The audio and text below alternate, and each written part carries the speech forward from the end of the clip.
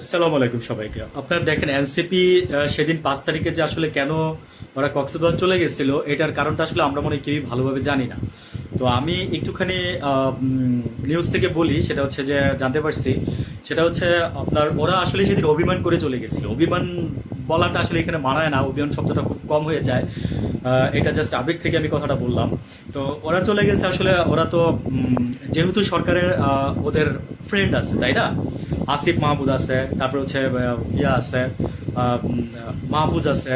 তো ওরা আপনার নিউজটা আগেই পেয়ে গেছে যে আপনার যে যেটা জুলাই আপনার সনদ দিতে চাচ্ছে, বা আমরা যেটাকে প্রোক্লামেশন বলতেছি, এটা আপনার ওরা আগেই করছে এবং পেয়ে গেছে। ওরা অভিমানে বা রাগে ক্ষোভে ওরা প্লাস হচ্ছে আপনার মানে এটার বিরোধিতা বলতে পারেন যে একরকম প্রতিবাদ করে ওরা চলে গেছে।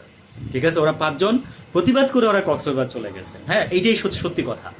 তো কেন, কারণ পরের দিন যখন ইউনূস সাহেব যখন জুলাই সনদে ওটা যখন পাঠ করছে, আমরা না আসলে আমরাও কিছু বুঝি নাই, দেশের মানুষও কিছু বুঝে নাই। ইভেন অনেকেই বলতেছে যে এটা বিএনপির পক্ষে গেছে এবং বিএনপির জন্য এরকম ভাবে করা হয়েছে। হইতেই পারে, কারণ হচ্ছে কি জানেন, আমি শুনছি যে ইউনূস সাহেব অনেক আগে বিট্রে করে ফেলছে। ১ নম্বর কথা। ২ নম্বর কথা হচ্ছে বিট্রে বলতে আমি ওনার কথা হচ্ছে কি, যখন আমি ভাই আপনি থাকলে তাই করতেন।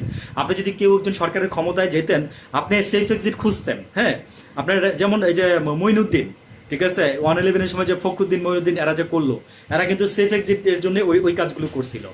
তো এই ইউনূস সাহেবের কিন্তু মনে করতো ওনার তো রাজনীতি করে মানে অভ্যস্ত না, তারপরে কিন্তু উনি মানে জানতো জিনিসগুলা। তো এই জন্য কিন্তু উনি তারেক রহমানের সাথে ওই লন্ডনে বৈঠকটা করছিল। তো ওইটার প্রেক্ষিতে উনি যেটা পরে করছে সেটা হচ্ছে যে এই যে জুলাই ঘোষণাপত্র যেটা দিচ্ছে, মানে বিএনপির মতো করেই দিচ্ছে, ঘুরাই পেঁচাই দিচ্ছে আর কি। তো এটা তো কেউ লিখে দিচ্ছে তাই না, এটা থেকে লিখে দিচ্ছে বা অনেকে মিলে লিখছে বা কিছু একটা হয়েছে। তো এটা সরকারের ঊর্ধ্বতন যারা আছে, যে আসিফ মাহমুদ, মানে ওরা আগেই জেনে গেছে ভাই। জানার পরে ওরা মনে করেন যে আপনার এখানে থাকবে না, মানে ঢাকায় থাকলে ওরা জিনিসটা একরকম মেনে নেওয়ার মতো হয়ে যাইতো।